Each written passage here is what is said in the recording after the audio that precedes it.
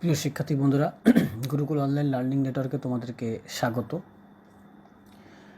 গতকালই বলেছিলাম আজ যে বিষয়টির উপর ক্লাস নেব বা যে টপিকটির উপর ক্লাস নেব সেটি হচ্ছে টেক্সটাইল ফাইবার। তো এই টেক্সটাইল ফাইবারটা যে বিষয়ের সেটি হচ্ছে টেক্সটাইল র মেটেরিয়ালস 1, যার বিষয় কোড 1911। তো টেক্সটাইল ফাইবার গুরুত্বপূর্ণ একটা টপিক।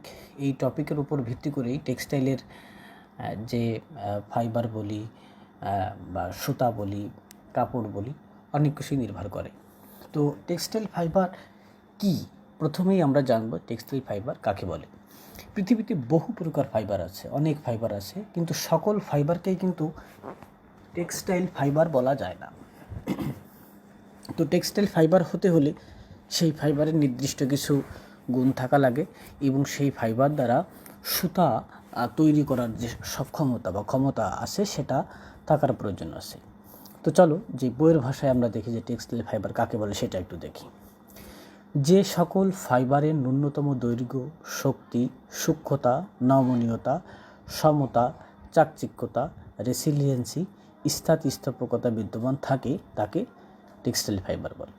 অর্থাৎ টেক্সটাইল ফাইবার হতে গেলে ফাইবারের ভিতরে অবশ্যই তার নির্দিষ্ট বা ন্যূনতম যে দৈর্ঘ্য সেটা থাকার প্রয়োজন আছে, দরকার আছে।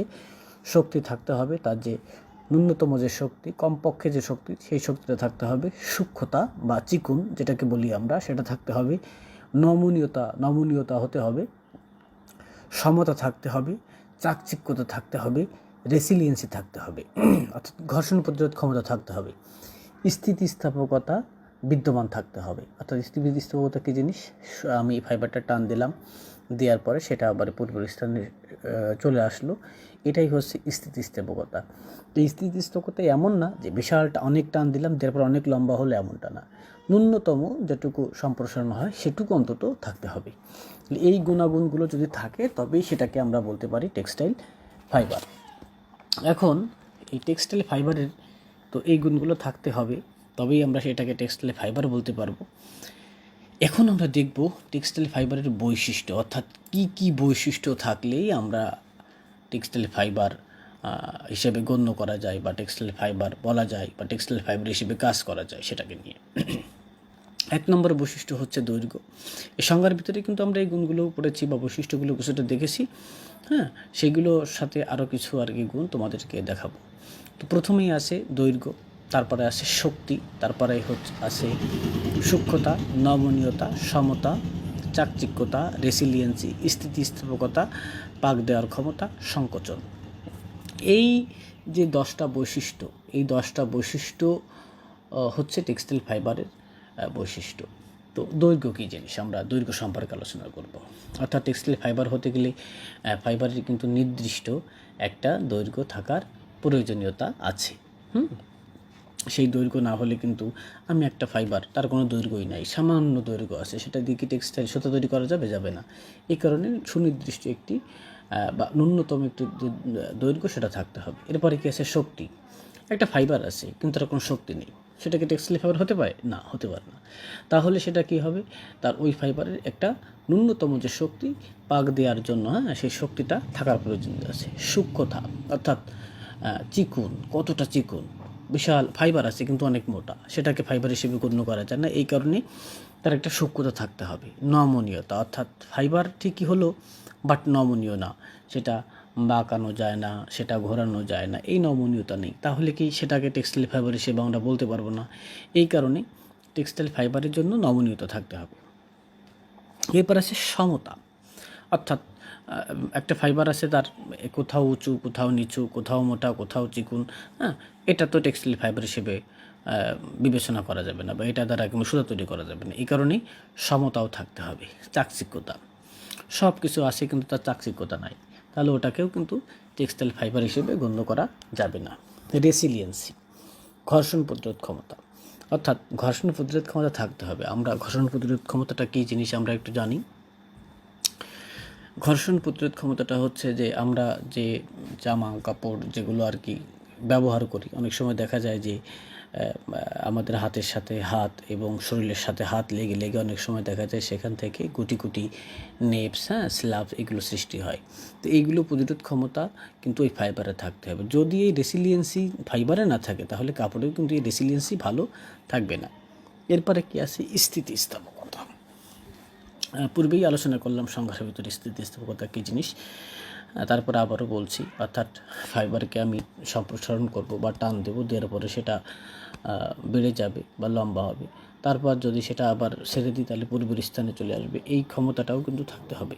পাক দেওয়ার ক্ষমতা, ফাইবারের সব গুণগুলো আছে, সব বৈশিষ্ট্যগুলো আছে, কিন্তু পাক দেওয়ার ক্ষমতা নেই। পাক দিলে ফাইবারটা ভেঙে যাচ্ছে বা ছিঁড়ে যাচ্ছে, তাহলে কিন্তু সেটা ফাইবার হবে না। ফাইবার হতে হলে সেটার কিন্তু পাক দেওয়ার ক্ষমতাও থাকতে হবে। সংকোচন, সংকোচনটাও কিন্তু থাকতে হবে।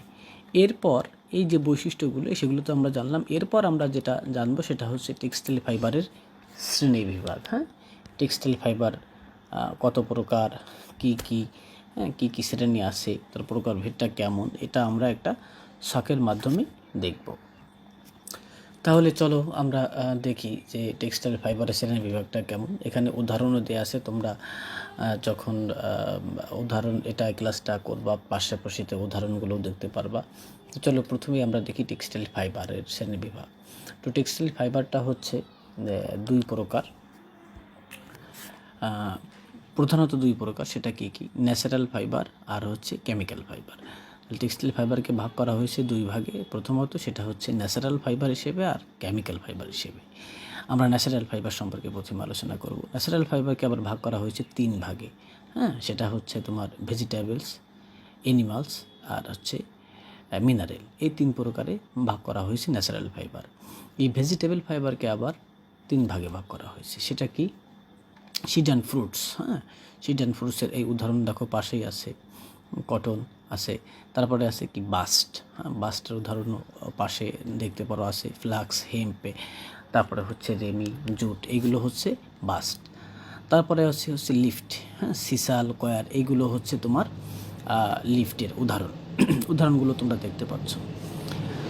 তারপর ছিল হচ্ছে এনিমাল, 2 নম্বরে ছিল এনিমাল ফাইবার। এনিমালকে আবার ভাগ করা যায় দুই ভাগে। সেটা হচ্ছে উল হেয়ার, আর একটা হচ্ছে সিল্ক। এই সিল্কের উদাহরণও দেওয়া আছে, উলেরও উদাহরণ দেওয়া আছে, তোমরা এগুলো একটু জেনে নিতে পারো। তার পরবর্তীতে 3 নম্বরে আছে হচ্ছে মিনারেল। মিনারেলের এখানে একটা উদাহরণও দেওয়া হচ্ছে অ্যাসবেস্টস। এই অ্যাসবেস্টসটা তোমরা এটা মিনারেলের উদাহরণ। তাহলে ন্যাচারাল ফাইবারকে 3 ভাগে ভাগ করা যায়। সেগুলো কি কি? ভেজিটেবলকে ভাগ করা যায় 3 ভাগে, সেগুলো তো দেখালাম। অ্যানিমালকে ভাগ করা যায় 2 ভাগে, সেটা দেখালাম। মিনারেলের যে উদাহরণ সেটাও তোমাদেরকে দেখালাম। এখন আমরা দেখব কেমিক্যাল ফাইবার। কেমিক্যাল ফাইবারকে ভাগ করা যায় প্রধানত 2 ভাগে। সেটা কি কি? একটা হচ্ছে ন্যাচারাল পলিমার আর একটা হচ্ছে সিনথেটিক পলিমার। এই ন্যাচারাল পলিমারের শ্রেণী বিভাগটা আমরা আগে জানবো। ন্যাচারাল পলিমারকে ভাগ করা যায় 3 ভাগে। সেটা কি কি? সেলুলোজিক, আর একটা হচ্ছে অলজিনেট, আর একটা হচ্ছে এনিমালস। এই 3 ভাগে ভাগ করা যায়।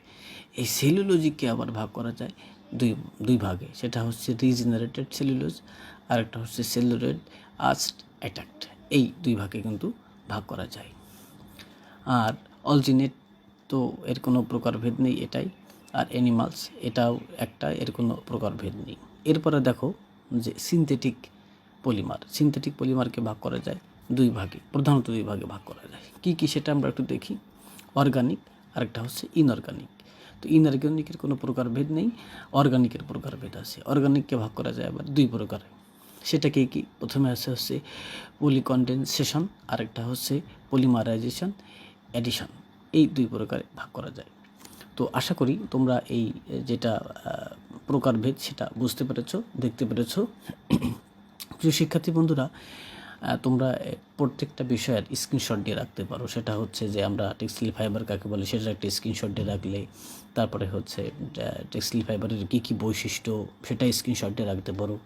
এই টেক্সটাইল ফাইবারের শ্রেণী বিভাগ সেটা স্ক্রিনশট দিয়ে রাখতে পারো। তাহলে তোমরা যে অবসর সময়টা থাকবা সেই অবসর সময় কিন্তু এইগুলো দেখে তোমরা কিন্তু এগুলোকে খুব মনে রাখতে পারো বা মুখস্থ করে ফেলতে পারো। তো আজকের বিষয় আমাদের ছিল টেক্সটাইল ফাইবার সম্পর্কে আলোচনা করা হলো। তো আজকের ক্লাসে আমরা কী কী শিখলাম চলো সেটা একটু দেখি আমরা। আজকের ক্লাসে কী কী শিখলাম সেটা নাম্বার 1 অর্থাৎ 1 নম্বরে শিখেছি আমরা টেক্সটাইল ফাইবার কাকে বলে। তারপরে আমরা শিখেছি টেক্সটাইল ফাইবারের বৈশিষ্ট্য। 3 নম্বরে শিখেছি আমরা টেক্সটাইল ফাইবারের শ্রেণীবিভাগ। তো টেক্সটাইল ফাইবারের শ্রেণীবিভাগ এইগুলো আমরা জানলাম। প্রিয় শিক্ষার্থী, এই বিষয় অর্থাৎ টেক্সটাইল র মেটেরিয়ালস বিষয় আর ক্লাসটা সমাপ্ত হলো। অর্থাৎ ক্লাস সমাপ্ত বলতে কি, এই বিষয়ের যতগুলো ক্লাস ছিল প্রত্যেকটা অধ্যায় থেকে সর্বমোট 10টি ক্লাস নেওয়া হয়েছে।